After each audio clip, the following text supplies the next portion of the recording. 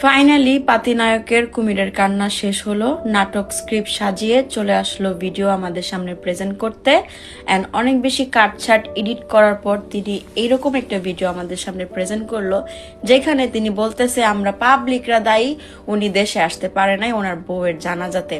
কারণ হচ্ছে পাবলিকরা উনারে ছিঁড়ে খাইতো, উনার জন্য থ্রেট আসতেছিল, হুমকি আসতেছিল, এর জন্য উনি ভয়ে নেপালে গা লুকাইয়াছিল। এখন আপনি যদি আপনার বউরে এতই ভালোবাসতেন, আবার মুখ দেওয়া কঞ্জে হইতেছে আমার ইকরা আমার ইকরা, আপনার ওই মুখে ইকরা নামটা আপনি প্লিজ ব্যবহার করবেন না, তাহলে পাবলিক আপনাকে আরো ধুচে দিবে। ফার্স্ট অফ অল, আপনি যদি এমনই বউ ভক্ত হইতেন বা বউয়ের প্রতি আপনার একটু পরিমাণে দায়িত্ববোধ থাকতো, আপনার বাচ্চার কথা আপনি চিন্তা করতেন, তাহলে পাবলিক কি বললো, পাবলিক আপনাকে ধুইলো কি ধুইলো না, আপনাকে ছিঁড়ে ফেলবে কি ফেলবে না, আপনি এগুলার তোয়াক্কা করতেন না। আপনি অ্যাট এনি কস্ট আপনার বউয়ের জানাজায় অন্তত আপনি থাকতেন। অ্যান্ড আপনি বলতেছেন যে আপনি সব ধরনের টিকিট ট্রাই করে ফেলছেন, বিজনেস ক্লাসে আসা ট্রাই করছেন, আপনি বাই রোড আসা ট্রাই করছেন, আপনি ডিরেক্ট ফ্লাইট আসা ট্রাই করছেন, বাট আপনি কোনোভাবেই পারেন নাই, আপনি অক্ষম ছিলেন। ওই দিনই এত কিছু হইল, যেদিন আপনার ওয়াইফ এই দুনিয়া ছেড়ে চলে গেল সেদিনই এত কিছু হওয়ার ছিল, আপনি আসতে পারলেন না। তো সেইটাও বড় কথা না, কথা হচ্ছে যে আপনি বলতেছেন এখন যে আমি যদি মরে যাই তাহলে আমার রিজিকের কি হবে, অ্যান্ড আপনারা হচ্ছে চান যে রিজিক তার বাবাকেও হারিয়ে ফেলুক। আপনি বাবার দায়িত্বটা কতটুকু পালন করছেন, কতটুকু পালন করছেন, আপনার প্রতি আপনার ছেলের টান কতটুকু আছে।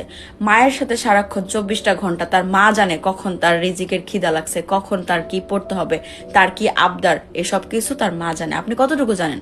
আপনি তো নাটক, মেয়েদের নিয়ে রঙ্গলীলা করতে ব্যস্ত, আর যত সব বস্তা পচা সস্তা নাটক আমাদেরকে উপহার দিয়ে গেছেন, যেগুলো আমরা গিলতেও চাই না, জোর করে গিলাইছেন বুস্ট করে করে। সেটাও গেল, শুধুমাত্র চকলেট মার্কা একটা ফেস নিয়ে যে ও মাই গড আমি তো দেখতে সেই লেভেলের হ্যান্ডসাম, আমার জন্য তো মেয়েরা পাগল। হ্যাঁ, আপনাদের মতন কিছু থার্ড ক্লাস যারা কিনা শুধুমাত্র সৌন্দর্য বেছে বেছে খায়, ভাবে যে আমি দেখতে সুন্দর, তার মানে হচ্ছে আমি পৃথিবীর সব মেয়ে ডিজার্ভ করি, আমি বিয়ে থাকা অবস্থায়। অ্যান্ড আপনি আপনার বউকে কি পরিমাণ ওই লেভেলে টর্চার করে রাখছেন যে আপনি ছাড়বেনও না, আপনি ধরবেনও না, তুমি এভাবেই থাকো, তুমি একটা ট্যাগ।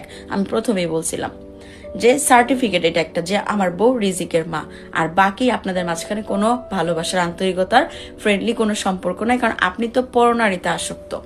এখন আপনার বউটা আপনার জন্য এই দুনিয়া ছেড়ে চলে গেছে, আপনার বাচ্চাটা এতিম হয়েছে শুধুমাত্র আপনার দোষে, আপনি এর কালপ্রিট, আপনার জন্য এসব কিছু হয়েছে। একটা কথা মনে রাখবেন, পাতিনায়ক, এই দুনিয়ায় নেচারের রিভেঞ্জ এতটাই ভয়ঙ্কর, এতটাই তীক্ষ্ণ, এই দুনিয়া থেকে এখন পর্যন্ত কেউ কোনো ধরনের কালপ্রিটগিরি করে বেঁচে কিন্তু ফিরতে পারে নাই।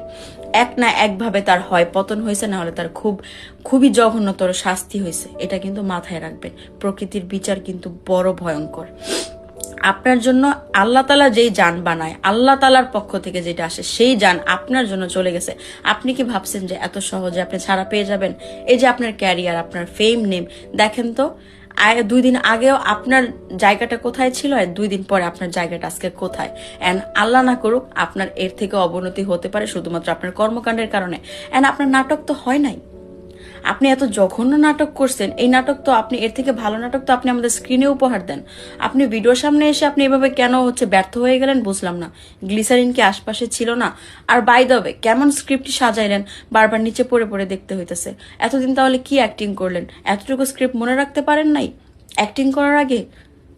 আপনি বাচ্চাকে নিয়ে এত কনসার্ন দেখাচ্ছেন, আপনার পোলার জ্বর থাকে, আপনার বউ আপনাকে ফোন দিয়ে পায় না, আপনি অন্য মেয়ে নিয়ে রঙ্গলীলা করতে করতে ব্যস্ত। তা বলতেছি পাতি নেতা, আপনি কমেন্ট সেকশনটা কেন অফ করছেন? পাবলিকের এত ভালোবাসা কি আপনি নিতে পারতেছিলেন না? আমরা তো ভরে ভরে আপনাকে ভালোবাসা দেওয়ার জন্য বসেছিলাম। আফসোস, আপনি এত বড় একটা ভিডিও করছেন, আমার রুচিতে কোলায় নাই পুরো ভিডিওটা দেখার জন্য, কারণ আপনার কথাবার্তার টোন শুনে মনটা চাইতেছিল ফোনের ভিতরে ঢুকে আপনার মুখে 2-1টা থুতু দিয়ে আসি। বাট আমার থুতুও অনেক বেশি এক্সপেন্সিভ, নট অনলি আমার, পাবলিকদের থুতুও অনেক বেশি এক্সপেন্সিভ আপনার মুখের কথার থেকে। এখন যেটা বলার ছিল, এই যে নাটকগুলো সাজাইলেন, এই যে এতগুলা কথা বললেন, এখন কাকুতি মিনতি করতেছেন পাবলিকের কাছে আপনাকে যেন দেশে আসতে দেয়। আপনাকে এইবার দেশে আসলে ঠিকই ছিঁড়ে খাওয়ার ব্যবস্থা করবে। থ্রেড তো আপনাকে ফোনে দিছে, আপনি বলতেছিলেন। এবার হচ্ছে আপনি জাস্ট দেশে আসার চেষ্টা করেন, তারপর বাকিটা আপনি এমনি বুঝতে পারবেন যে কয়দিনে কত চাল এবং কত চালে কত ডেক ভাত হয়। আর সব থেকে বড় কথা, পাবলিকের কাছে এখন মাপ চাইতেছেন। আপনি কি ভাবছেন যে 2-3 দিন আপনাকে নিয়ে এরকম মাতামাতি করবে, তারপর পাবলিক ভুলে যাবে? হ্যাঁ, পাবলিক ভুলে যাবে, এটা কথা সত্য। নতুন একটা টপিক আসলে আমরা পাবলিকরা এই জিনিসটাকে একটু নিচে পড়ে যাবে, কিন্তু আপনাকে আমরা যতবার দেখব ততবার মনে পড়বে যে এরকম একটা নিঃশংস নিকৃষ্ট জাতের পুরুষের জন্য একটা নিরীহ নিষ্পাপ জান এই পৃথিবী ছেড়ে চলে গেছে। আপনার কি হয়েছে? আপনার কিন্তু কিছু হয় নাই। মায়ের বুক খালি হয়েছে, আলবিটা তার মা হারাইছে, সে মা ছাড়া হয়েছে, বাচ্চাটা রাস্তায় পড়ে পড়ে কান্না করতেছিল, বাচ্চা একটা ছেলে। আপনি তার কষ্ট বুঝেন? আপনি কিছু বুঝেন না। আপনার কি এখন দরকার? আপনি এখন জাস্ট এইটা খুঁজতেছেন অ্যাট এনি কস্ট, কোনোভাবে পাবলিক আমাকে একটু সিম্পাথি দেখ, কোনোভাবে পাবলিক আমাকে একটু মাফ করে দেখ, আমি যেন আবার সবকিছু আগের মতন গুছাইতে পারি। 2-3 দিন পর অন্য মেয়েদের সাথে রঙ্গলীলা করবেন, হয়তো বা একটাকে ধরে এনে বিয়ে করে ফেলবেন যে রিজিককে এখন সামলাতে হবে। বাট রিজিকের মা রিজিককে যে ভালোবাসাটা দিছে, এটাকে অন্য একটা মেয়ে এসে তাকে দিতে পারবে? অ্যান্ড আপনি যে বাপ বলে দাবি করতেছেন, আপনি বাপের দায়িত্ব কতটুকু নিভাইছেন? রিজিকের প্রতি আপনার ভালোবাসা যে কতটুকু আছে সেটা তো আমরা পাবলিকরা এখন বুঝেই গেছি। অ্যান্ড আপনি দেখেন আপনার কত ধৈর্য, আপনি কত কোল্ড মাইন্ডে ভিডিওটা করছেন। আপনার যদি আপনি যদি মেন্টালি স্টেবলই না থাকতেন, আপনার তো কথাবার্তা আমরা ধরে ফেলতাম। আপনার কতটা ধৈর্য অ্যান্ড আপনি কতটা সিনসিয়ার ভাবে ভিডিওটা করছেন, কাটছেন, চিন্তা করছেন কি বলবো, স্ক্রিপ্ট কি ঠিক আছে কিনা, এরপরে আবার রিশুট করছেন, কেটে কেটে এডিট করে তারপরে ভিডিওটা আমাদের সামনে প্রেজেন্ট করছেন। হ্যাটস অফ, মানতে হবে। আপনার মতন কুলাঙ্গার, আপনার মতন নিকৃষ্ট জাতের বেটা মানুষগুলোর জন্যই না এই পুরা পৃথিবীর মানুষরা, মেয়েরা ছেলেদেরকে বিশ্বাস করতে পারে না।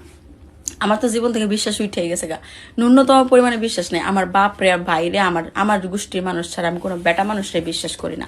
অ্যান্ড আপনি তার আরো বড় একটা প্রখর ডেমো যে পুরুষ মানুষ কখনো বিয়ে করেও আটকায় না, কখনো আটকায় না। পুরুষরা তুমি যদি বিশ্ব সুন্দরী এনে দাও, বিশ্ব সুন্দরী রেখেও সে মেতর কামলা ছেড়িরাও যাবে, তারে অ্যাপ্রোচ করতে যাবে। এটা আপনাদের ক্যাটাগরি, আপনারা এই টাইপের মানুষ।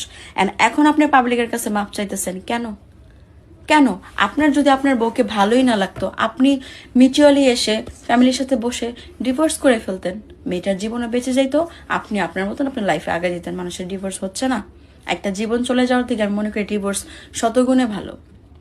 ধরবেনও না, ছাড়বেনও না, এভাবে ঝুলাই রেখে দিবেন। ও তো মানুষ, ফিলিংস, ইমোশন সবকিছুই কাজ করে। বলতেছেন 16 বছরের সংসার, 16 বছরের সংসার যদি হয়ে থাকে, 16 বছরের সংসারে আপনি হয়তো বা একটা দিনও ঠিক মতন তাকে ভালোবাসা বা বউয়ের প্রায়োরিটি ওইভাবে হয়তো বা দেন নাই। বাইরে দেখে তো আমরা সবাই ভাবতাম ও মাই গড কত ভালো কাপল, কত ভালো আছে, সুখে আছে, হ্যাপি আছে। বাট ভিতরের খবর কে জানে? এই যে এখন জেনে গেলাম যে চাকচিক্যের শহরে যতই বেশি রং ঘষামাজা করে আমরা থাকি না কেন, দিন শেষে আমাদের কালো মুখটা এতটাই জঘন্য যে আমরা নিজেদেরকে আয়নায় পর্যন্ত দেখতে পারি না।